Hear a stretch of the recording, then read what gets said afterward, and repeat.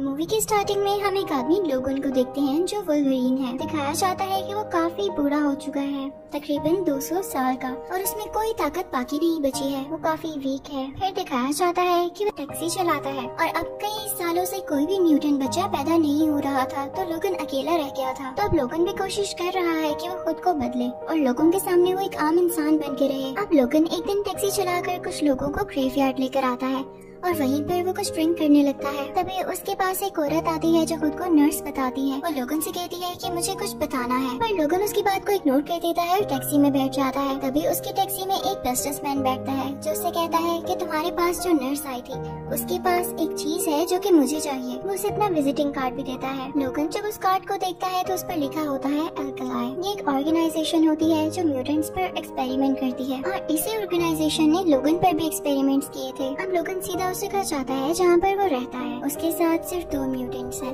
एक ऐसा म्यूटेंट जो आसपास किसी भी आने वाले म्यूटेंट को जज कर लेता है और ये भी पता लगा लेता है कि उसके आसपास कोई म्यूटेंट है, यानी उसकी लोकेशन का पता लगा लेता है। और जो दूसरा म्यूटेंट होता है वो काफी बूढ़ा होता है और व्हील चेयर पर होता है। वो काफी बीमार होता है और उनको हर कुछ घंटों बाद कुछ मेडिसिन देनी होती है। तो एक दिन लोगन उनको इंजेक्शन देना भूल जाता है तो उनकी तबीयत काफी बिगड़ने लगती है और उसका सारा घर भी हिलने लग जाता है। तब लोगन जल्दी से उनको मेडिसिन दे देता है, यानी इंजेक्ट कर देता है, तो सब कुछ नॉर्मल हो जाता है। अब कुछ देर बाद लोगन को राइट रिक्वेस्ट आती है। तो जब वो लोकेशन देखता है और उस जगह पर जाता है तो वही नर्स होती है जो उसे ग्रेवयार्ड में मिली थी।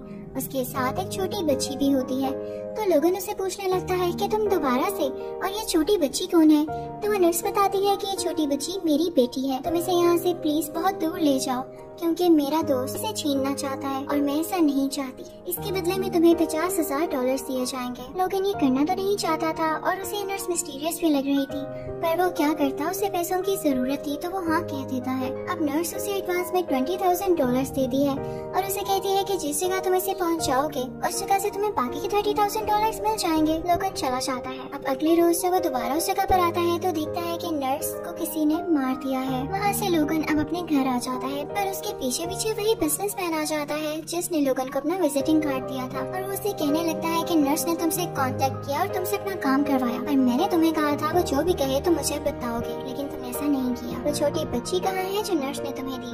आदमी को लोगन का घर चेक करने के लिए भेजता है, पर जैसे ही वो लोग सारे मिलके अंदर जाते हैं तो वो बच्ची बाहर आती है और उसने उस आदमी को मार दिया होता है जो घर चेक करने गया था। वो लोग जाते ही उस छोटी बच्ची पर गोलियां चलाना शुरू कर देते हैं, पर वो बच्ची भी आके से उनसे लड़ने लगती है और लोगन ये देखता है कि उस बच्ची के हाथ लोहे के हैं जैसे कि लोगन के भी हैं। अब वो छोटी बच्ची मिलकर उस बिजनेसमैन के साथियों को मारने लग जाती है और लोगन भी मिलकर उस छोटी बच्ची की जान बचाता है और उन सबसे लड़ता है और उसके बाद उस पूरे म्यूटेंट को उस छोटी बच्ची को लेके अपने कार में वहाँ से निकल जाता है। अब लोगन का जो दूसरा म्यूटेंट साथी होता है, यानी वो यंग म्यूटेंट, उसे बिजनेसमैन और उसके लोग पकड़कर ले जाते हैं और उसे पूछने लग जाते हैं कि हमें बताओ कि लोगन क्या काम कर रहा है और तुम तो पता लगा सकते हो ना कि आसपास कौन म्यूटेंट है, तो तुम हमारे लिए काम करोगे। पर वो यंग म्यूटेंट ऐसा करने से मना कर देता है। तो वो बिजनेसमैन उसे सनलाइट में करता है और उसे एक्सपोज करने लग जाता है, जिसके बाद उसकी स्किन जलने लग जाती है और वो बता देता है कि लोगन अब खुद को म्यूटेंट बनने से छुपाना चाहता है। अब साथ ही साथ उसे मजबूरी समझ के इस चीज को मानना पड़ता है कि वो उस बिजनेसमैन का साथ दे। तो हम लोगन को देखते हैं जो गाड़ी ड्राइव कर रहा है। वो गाड़ी चलाते चलाते मोबाइल देखता है जो कि नर्स का होता है। नर्स ने उसमें कुछ वीडियो रिकॉर्ड कर रखी होती है। उसमें वो ये बता रही होती है कि क्योंकि अब म्यूटेंट बच्चे पैदा नहीं होते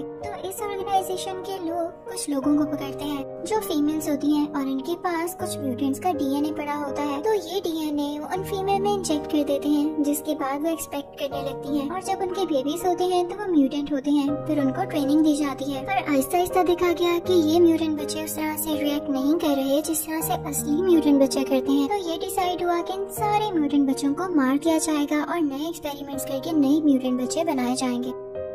पर ये बात जब नर्सिस को पता चली तो नर्सिस ने इन बच्चों के भागने में इनकी मदद की और उन्हीं में से एक बच्ची वही बच्ची भी है, यानी जिस बच्ची को नर्स ने कहा था कि लोगन ये मेरी बेटी है।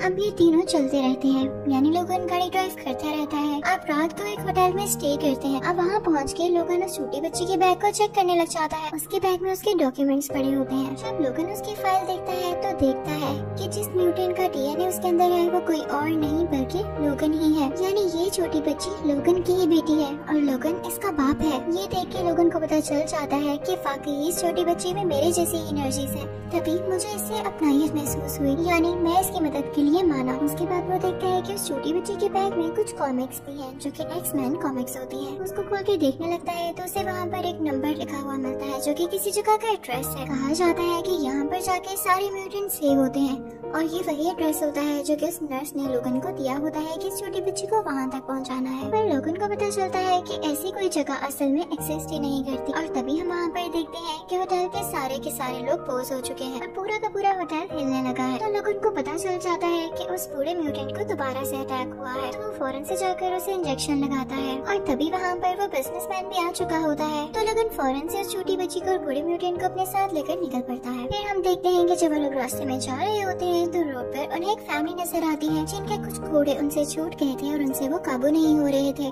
तो यहाँ पर वो बूढ़ा म्यूटेंट लोगन से कहता है कि जाओ इनकी मदद करो, तुम तो इतने स्ट्रॉन्ग हो। तो लोगन जाके उनके घोड़े काबू करके उनको देता है। तो वो फैमिली बहुत अच्छी होती है, उनसे कहती है कि आए आप हमारे साथ खाना खाएं और आप हमारे घर स्टे भी करें, आप लोग थक गए होंगे। अब ये लोग उस फैमिली के घर चले जाते हैं। लेकिन रात को उस ऑर्गेनाइजेशन का बनाया गया नया म्यूटेंट जिसका नाम X-24 है वो आ जाता है और वहाँ के सारे लोगों को मार देता है, इवन उस पूरे म्यूटेंट को भी जो बेचारा आराम से सो रहा था। और अब वो छोटी बच्ची को उठाकर अपने साथ ले जाने वाला होता है कि तभी उसे लोगन देख लेता है और वो उससे लड़ने लग जाता है। दोनों के लोहे के पंजे बाहर आ जाते हैं, यानी दोनों के आयरन पोस्ट बाहर आ जाते हैं और वो एक दूसरे से लड़ने लग जाते हैं। अब क्योंकि X-24 ज्यादा नया एक्सपेरिमेंट था तो वो जीतने लगता है। लोगन उसे जिस तरह से भी जख्मी कर रहा था वो फौरन से हील होता जा रहा था, जबकि लोगन के जख्म इतनी जल्दी नहीं भर रहे थे। अब जिस गाड़ी में X-24 आया होता है उसमें वही जवान म्यूटेंट भी होता है जो कि लोगन का साथी था और इसको इन लोगों ने कैद कर लिया था। वो जब देखता है कि लोगन पर हमला हो रहा है और बाकी सारे लोग भी उस पर हमला कर सकते हैं तो वो कुछ बॉम्ब्स उठाकर उसी गाड़ी में फेंक देता है। वो अपनी जान की कुर्बानी देते हुए उन सब लोगों को भी मार डालता है।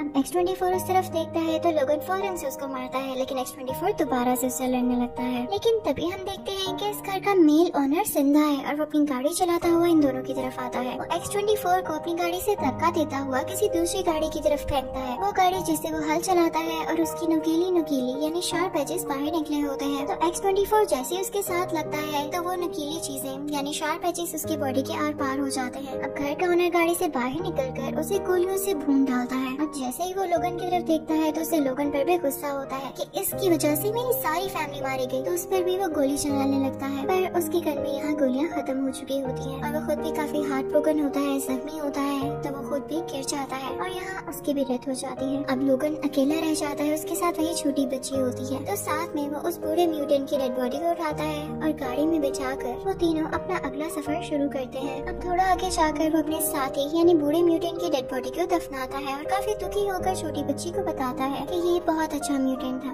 इसने सारे म्यूटेंट बच्चों को सहारा दिया था, उनके लिए घर बनवाया था, उनको स्कूल में एडमिशन दिलवाया था ताकि वो अच्छे इंसान बन सके और ये भूल जाए कि वो म्यूटेंट है। पर देखो आज ये भी नहीं रहे। अब इसके बाद वो काफी जख्मी होता है और उसकी गाड़ी भी स्टार्ट नहीं हो रही होती। तो वो गुस्से में आकर एक शॉवल से अपनी गाड़ी को तोड़ने लगता है, पर उसके फौरन बाद वो खुद भी बेहोश हो जाता है। कुछ देर बाद उसकी आंख खुलती है तो वो देखता है कि वो एक हॉस्पिटल में है और उसके पास वही छोटी बच्ची है, यानी वही इसको हॉस्पिटल लेके आई है। उसके बाद लोगन और वो छोटी बच्ची दोबारा से गाड़ी में बैठते हैं और यहाँ वो छोटी बच्ची पहली बार बोलती है कि मुझे उस जगह जाना है जहाँ पे नर्स ने जाने के लिए आपको कहा था। तो लोगन ये सुन के हैरान हो जाता है क्योंकि छोटी बच्ची पहली बार बोल रही है।